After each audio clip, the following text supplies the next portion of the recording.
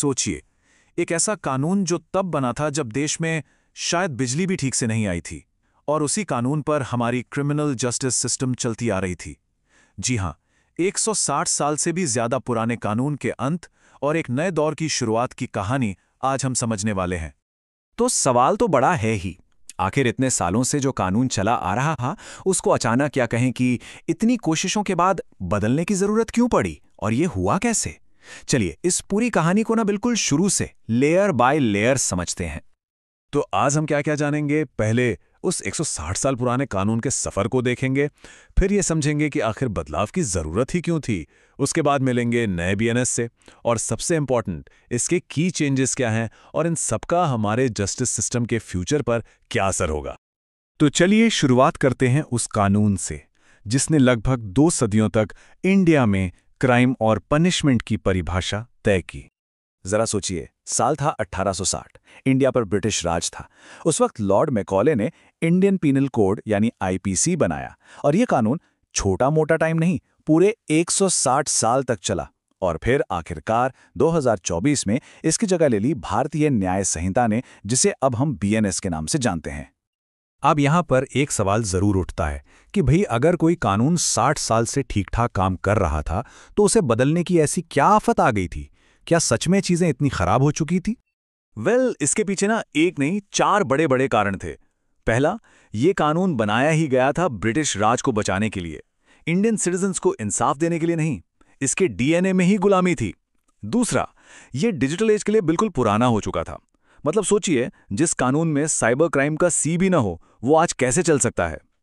तीसरा, 511 सेक्शंस, एक आम आदमी छोड़िए, वकीलों के लिए भी ये एक भूल भलैया से कम नहीं था। और चौथा, जो शायद सबसे जरूरी है, वुमेन सेफ्टी पर फोकस की कमी और कुछ जुर्मों के लिए 100 रुपए का जुर्माना। मतलब आज के टाइम में ये सुनने में ही अजीब लगता है ना?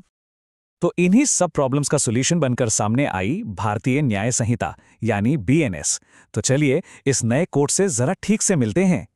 ये कानून 25 दिसंबर 2023 को फाइनल हुआ और फिर 1 जुलाई 2024 से पूरे देश में, हाँ, जम्मू कश्मीर समेत लागू हो गया। ये डेट इंडियन लीगल हिस्ट्री में समझ लीजिए एक लैंडमार्क डे है। पहली नज़र में देखने पर क्या लगता है कि सेक्शंस 511 से कम होकर 358 हो गए हैं। तो क्या क्राइम कम हो गए हैं? बिल्कुल नहीं, ऐसा नहीं है। असल में हुआ यह है कि जो एक जैसे कानून अलग अलग बिखरे पड़े थे, उन्हें एक साथ मर्ज कर दिया गया है। मतलब कानून को ज्यादा ऑर्गेनाइज्ड और आसान बनाया गया है।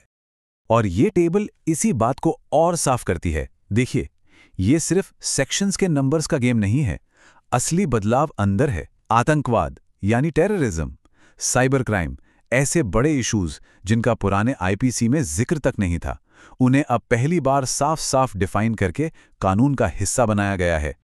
तो चलिए अब आते हैं सबसे इंटरेस्टिंग हिस्से पर। आखिर इस नए बीएनएस में ऐसे कौन से बड़े बदलाव हैं जिनके बारे में सबको पता होना चाहिए? सबसे बड़ा और हाँ सबसे कंट्रोवर्शियल बदलाव, राजद्रोह कानून यानी सेडिशन लॉ का हटना। ये वही आईपीसी का सेक्शन 124A था, अंग्रेजों के जमाने का, जिसके इस्तेमाल पर हमेशा से विवाद रहा है कि ये आज़ाद आवाज़ को दबाने का एक हथियार है। तो अब उसे पूरी तरह से हटा दिया गया है। लेकिन इसकी जगह बीएनएस में आया है सेक्शन 152, जो अब देश की सॉवरेनिटी, यूनिटी और इंटेग्रिटी को खतरे में डालने वाले एक्ट से डील करेगा। एक और बिल्कुल नया कॉन्सेप्ट लाया गया है, कम्युनिटी सर्विस का। इसका मतलब ये है कि अब छोटे मोटे जुर्म के लिए, जैसे 5,000 रुपए से कम की चोरी, हर बार जेल भेजना जरूरी नहीं। सजा के तौर पर समाज सेवा भी करवाई जा सकती है। ये सजा का एक बिल्कुल नया 6th टाइप है जो पहले नहीं था। इसके अलावा भी कुछ बहुत इंपॉर्टेंट चेंजेस हैं। पहली बार टेररिज्म को साफ शब्दों में डिफाइन किया गया है। हिट एंड रन के मामलों में जहां ड्राइवर एक्सीडेंट करके भाग जाता है, वहां अब सजा 10 साल तक हो सकती है। महिलाओं और बच्चों के खिलाफ अपराधों के लिए सजा और भी सख्त कर दी गई है। और पहली बार ऑर्गेनाइज्ड क्राइम से निपटने के लिए भी स्पेसिफिक कानून बनाए गए हैं। तो देखिए, कानून तो नया बन गया है, कागज पर सब कुछ बदल गया है, लेकिन असली सवाल तो ये है कि क्या ये जमीन पर इंडियन जस्टिस के फ्यूचर को सच में बदल पाएगा? चलिए इसकी उम्मीदों और इसके सामने खड़ी चुनौतियों दोनों को समझते हैं।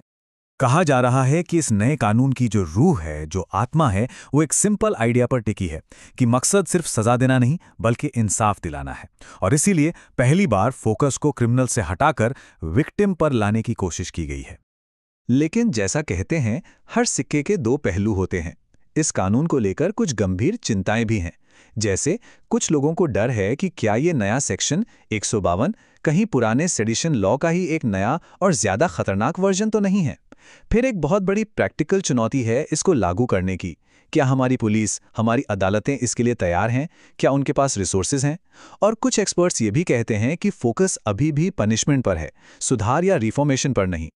तो कुल मिलाकर बीएनएस सिर्फ कुछ सेक्शंस का बदलना नहीं है, ये असल में इंडिया के जस्टिस सिस्टम पर जमी 160 साल पुरानी कॉलोनियल धूल को साफ करने और उसे 21वीं सेंचुरी के लिए तैयार करने की एक बहुत बड़ी, एक ऐतिहासिक कोशिश है।